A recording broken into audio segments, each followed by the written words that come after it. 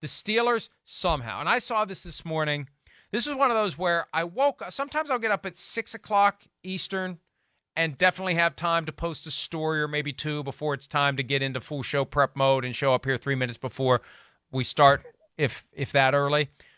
Today was one of those, 6:15, 6:20. Do I really have enough time to post a story? But I saw a tweet from Chris Adamski of the Pittsburgh Tribune-Review, which made me decide I have to get this written before it's time to go up to the show, and that is this.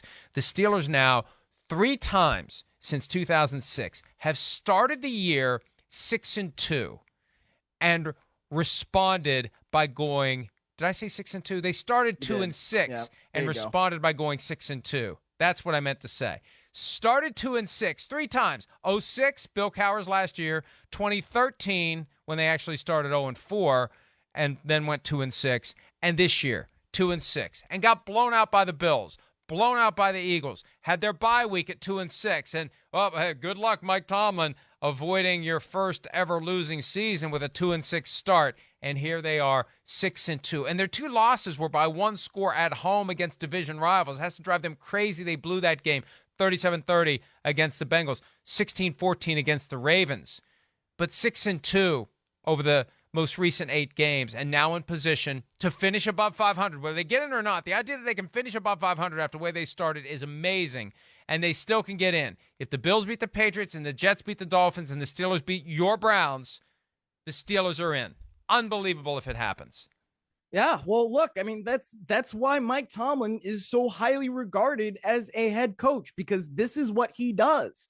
Right? This is what that team has done under him. I mean, there's a reason why people speak the way they do about Mike Tomlin. They just don't really lose. They never really bottom out. I mean, think about that season where Ben Roethlisberger injured the elbow. They're starting dudes named Duck Hodges out there, and they still come away with a non-losing season. I mean, a quarterback named Duck, are you out of your mind? So this is not really a shock to me. I mean, I remember when they were 2-6 and I'm looking at the schedule and then they start winning. I'm like, it's not a given that they're going to finish with a losing season or with a losing record. So I don't know what they're going to do next week. The Browns played better yesterday. I don't necessarily know that means that they're going to beat the Steelers in a situation where the Steelers could possibly go to the postseason. But if for anybody that wants to say bad stuff about Mike Tomlin, those Steeler fans, man, like just look at the results. He gets it done. Devlin Duck Hodges, undrafted, 2019. He was kind of a big deal in Pittsburgh when they were winning games and he was making it happen. I remember he came down here to West Virginia during a day off to do some hunting, and that was a big deal locally. Ooh, Duck Hodges in town. I mean, Duck Hodges was becoming a thing. You know what he did after 2019? And this is not a knock on Duck Hodges. It just shows you how fleeting. Well, no, not quite. He was with your LA Rams for part of the offseason and or on the practice squad in 2021, and then he signed on to play for the Ottawa Red Blacks of the Canadian Football League. That was 2021. 2022, no Duck Hodges sighting in football anywhere, even with the USFL back, no Duck Hodges, and XFL coming up. I don't see any note that Duck Hodges is on any XFL roster. So Duck Hodges is no longer part of the football universe. And yes, they got to 8-1 that year. Well, no, not 8-1. That was 8-8 in 2019. There was still only this whole 16-17 game thing has me all. I know. But regardless, this year they got a chance to get to 9-8 and have that winning record, or tie the Browns and get to 8-1 and have a non-losing season yet again. It's been since 2003, I believe. It was 2003. It was the last time the Steelers actually had a losing record. And look, hey, if they get in, they got in last year.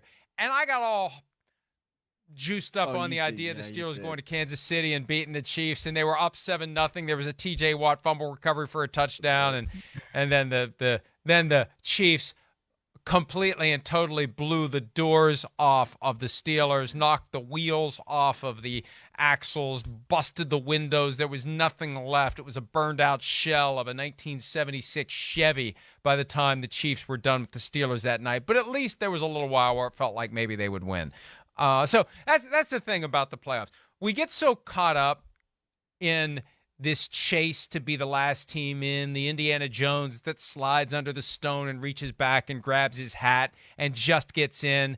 More often than not, that team is a distant memory by the time we're talking about the championship games.